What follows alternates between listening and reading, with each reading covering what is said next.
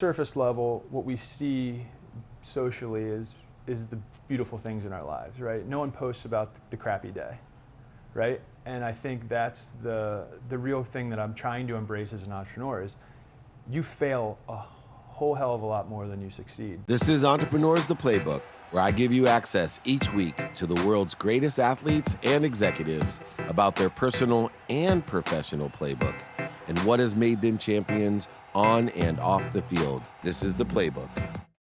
This is Dave Meltzer, CEO of Sports One Marketing with Entrepreneur the Playbook, and I have my trifecta, my hat trick, the third lizard. That's right. World famous, tremendous lacrosse player, but most importantly, I think you are the best entrepreneur. You and Paul Rabel on my show, you guys really, you get it. And I really want to delve into your playbook. It's Drew Westervelt. And Drew, thanks for coming on the playbook. No, thank you. So Drew, I'm gonna get right into it because we were talking about lacrosse as an entrepreneurial venture in itself. Let me know or give me a little bit of background on the comparison, because you are an entrepreneur on the sport itself, kind of from college on, selling the sport as an entrepreneurial venture. Yeah, I mean, it's an incredible sport, right? So many sports, soccer, basketball, football, physicality in it. I think the challenge with lacrosse has been exposure, right? It's growing like crazy. What's on the field is an incredible product. I think it's just been challenging to find vehicles to get it, out where people can watch it. I think from an outdoor perspective with the lizards, I mean, it's in the summertime, and as a professional athlete, you're kind of competing with the club teams, right? They're playing tournaments all weekend, and then there's a pro game that evening, right? Whereas, like, you think the NFL, right? Youth football doesn't play on Sunday for a reason. So I think there's just some growing pains. Well, I think the audience too, that, so many more people play lacrosse, and it's growing compared to, I've even seen in Pop Warner High School and Flag, the numbers diminishing for football. And it's okay. Like, it's not the death of the NFL, right? The MMA, I do a lot of different things with Bellator and the MMA and UFC. It's growing, but there's really not that many people that fight. Right? You don't have millions of kids fighting at 7 and training, right? But you do with soccer and lacrosse, and there is a difference because those people, you have to grab their attention. And if they're playing their own, for example, if I could still play football, I played in college. There's no way, if I could play football and they had a Sunday league, then I'd be watching football on Sundays. Right. Right. Or let alone going to the game. Right. Well, not with the phones. I probably would be watching on my sideline. Sure. I think it's a big challenge, right? I think lacrosse is this interesting intersection of, like, how does it go? And I think there's a lot of conversations around the sport of how that looks, right? What that model looks like. And I think that's exciting, right? Because I think there's a huge interest. There's a lot of people getting involved in the game from the youth level, and then on the business side of things of how do you go? And the venture level. Yeah, that's an exciting place. Right, which I would think, if you look at, Dana White and the Fertittas, why UFC worked is because they invested and had enough money to lose $20 million over the first year, right? They had no problem losing that money. And that type of investment is what it takes to create a brand. Sure. Because there's definitely enough interest, and this is where I like Paul and you are going, is there's enough interest. Let's get enough money and people with power behind it to brand it effectively. And now I'm going to transfer this over. How does that compare to, you have Hex? Sure. And how do you find that money? If you had $20 million right now into Hex, how big would it be? Well, I think it's a really interesting question, because I think why UFC worked wasn't the money as much as it was they knew the strategy. They knew the channel strategy. They knew how to distribute the content. They knew how to brand it effectively. I think there's a lot of businesses that are capitalized that fail. Right, good point. Right. So I think there's a piece of it, like, yes, everyone needs money to go, and there's an investment period where you're going to lose money, but there's a clear channel strategy, a clear trade architecture, whatever that be, XFL, whatever that may tons be, of money behind it. Where that flips, right? So I think lacrosse is an intersection where they're going to figure that out, right? Some way that's going to get figured out. Yeah. With Hex, it's similar. I mean, this has been I never thought I'd make laundry detergent, right? And the 33-year-old dude that makes laundry detergent, like, that was Ivy Leaguer, right? That wasn't like I was like, I can't wait to grow up and be a laundry manufacturer. Right? But I think how it got there is interesting. it's been an incredible learning experience going through fundraising and product development and failing and figuring out what's next and just going through this process. But it's a huge category and it's a ton of fun because it relates a lot to athletics, right? It's the same principles of like, there's all the layers of it's not just your highlight tape, right? If you watch a full game film, remember when you played football, no one wants to watch game film because you get exposed. Yeah, all the But in time. business, you got to watch the game film. You can't watch the highlight tape. So for me, that's what I really enjoy about it. Is there's a lot of correlation between, yes, it's laundry, but there's a lot of correlation between success in sports and success in or building success in business. I want to delve deeper into what you just said because I think it's really important. Because I was saying, be more interested than interesting. And I remember, from Tony Gwynn to Sugar Ray Leonard, the guys telling me that the majority of their time was spent being a scientist, right? Watching and doing that. And I used to say it in sales. Why I was so great at sales was I was a sales professional. I'd watch video of myself, I'd tape myself, I'd sell myself in the mirror. Sure. Let's get a little deeper on what that means to you when you say, hey, I go through my tape, right? Yeah. What does that mean as an entrepreneur? I think we live at surface level, what we see socially is the beautiful things in our lives, right? No one posts about the crappy day, right? And I think that's the real thing that I'm trying to embrace as an entrepreneur is you fail a whole hell of a lot more than you succeed, but you don't necessarily outwardly show that. So as an entrepreneur, yes, we have a long way to go. We've made great progress, but trying to celebrate the failure because what comes out of it is growth, right? Because as a young brand with capital and all the things that go with starting a business, nothing's perfect. Nothing is like set it and forget it. Nothing's like, oh, this is all right, off it goes, right? There's always stuff to be worried about or to be tweaking or to be looking after. So that's where I'm trying not to get like bogged down in failing, but like trying to take it as a positive, which is a really weird way to think about it. And I always tell, my mother gave me a great lesson, right? Every failure is a lesson and lessons are miracles. So I was programmed to feel like, okay, first, if I wasn't failing, I wasn't trying. So you really have to take the energy. In fact, I have a saying, a lot of people know it, is what if I told you right now that you were 25 no's or 25 failures from being $1 billion company? How excited would you be on your first failure, your 10th failure, or your 24th failure? Well, I think that's reality for anyone that's tried to start a business and fundraised. Right. Right? Really, you have to embrace all those no's because every time you get a no, you're tweaking that deck. Yeah, or right? hopefully are, right? Right?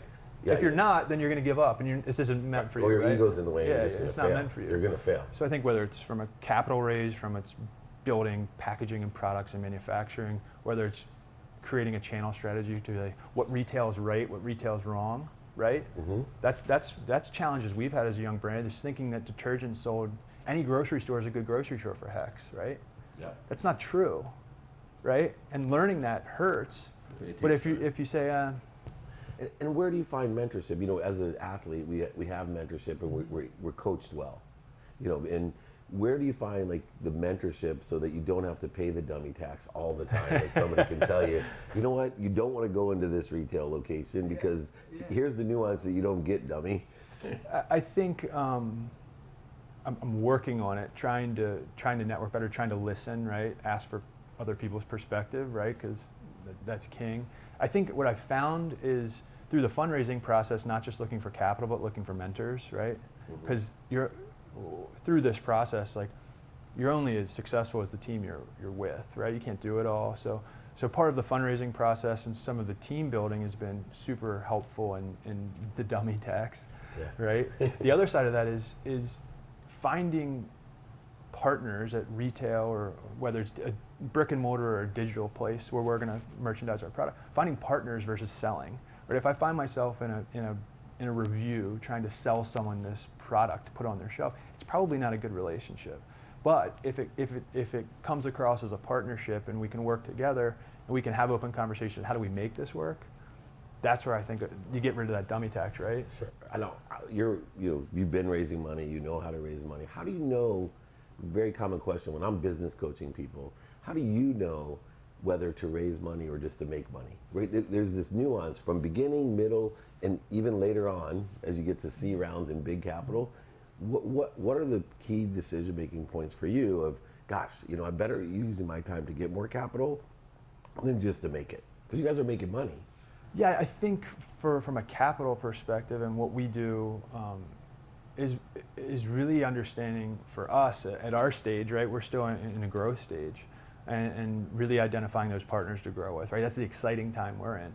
I think for us, it's not just about the capital. It's if we have to really understand the data behind it, right? Like, are these partners right? What's the velocity going to look like?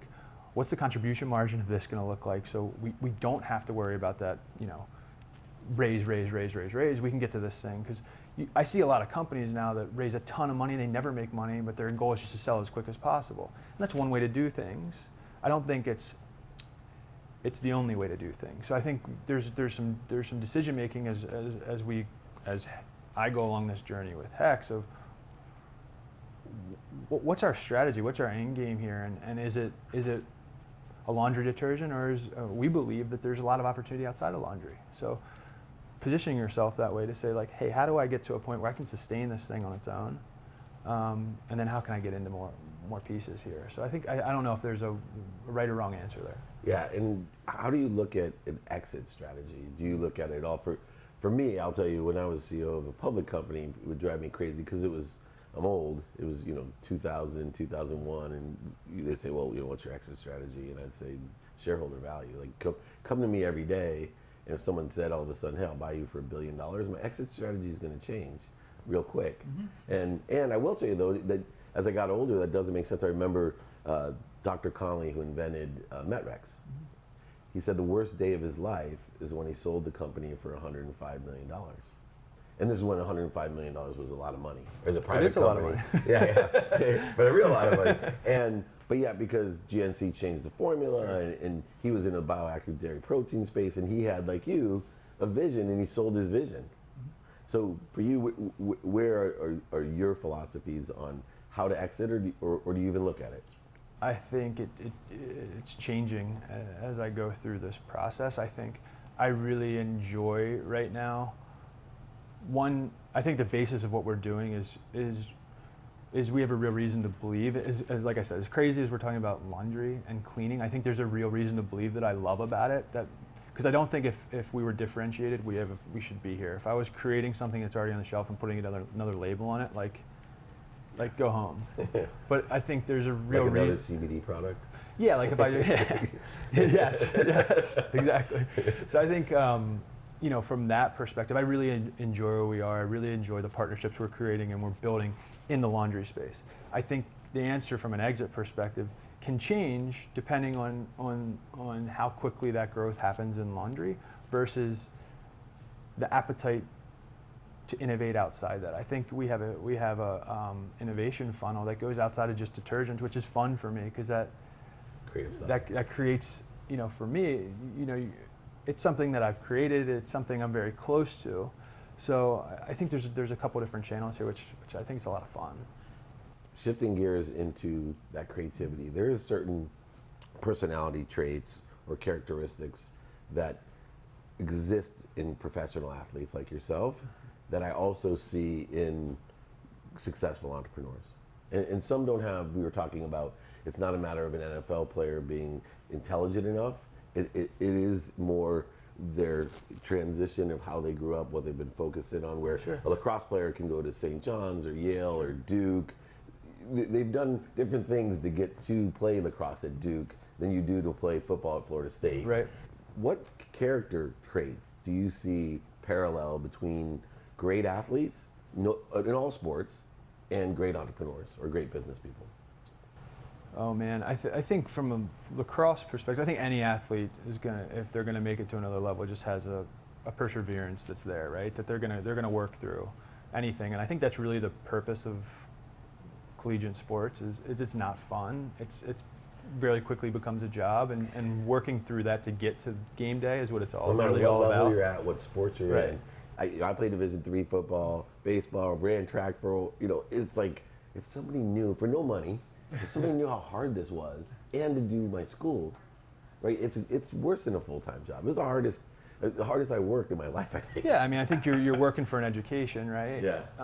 I think how that's really unique transitioning to lacrosse is that, again, you're not doing it for the income, right? So there's a passion there that you really enjoy the competitive nature. You really enjoy the locker room, right? Mm-hmm. You really enjoy being with those guys. You enjoy continuing the ability to be competitive and be in that team environment. I think that also transitions to the entrepreneurial side of things of like, if there's not a real passion or want to get up and do something or why you want to do something, I mean, you're kidding yourself. So I think there's this interesting parallel between a gritty side of an entrepreneur with Paul, with what with Paul Rabel. With Paul Rabel, with what Rob Pennell's doing, lacrosse guys. Pennell, just won MVP of the right. What those guys are doing, there's a grit there, and there's a different foundation that lacrosse players have that significantly differs from an NFL athlete. That inherent platform is not as high.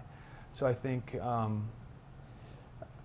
it lends itself, the lacrosse upbringing, as much as there's a great network associated, the platform that you're provided from it isn't huge. So I think it's a really cool entry into being an entrepreneur, because you're really starting with nothing.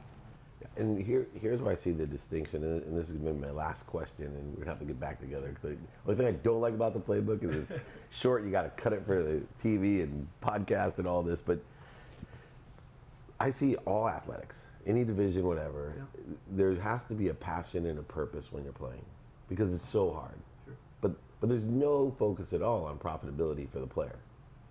What changes when you become an entrepreneur or even a professional athlete? That this variable of profitability comes in. But where do you balance, or think that an entrepreneur should balance passion with purpose, and how does profitability play into that now? Yeah, I think most entrepreneurs believe they're passionate. I think where you're talking about profitability comes with sustainability, right? Can you do this, right? You're not just going to keep getting flooded with cash if there's not an end game here, right? So I think,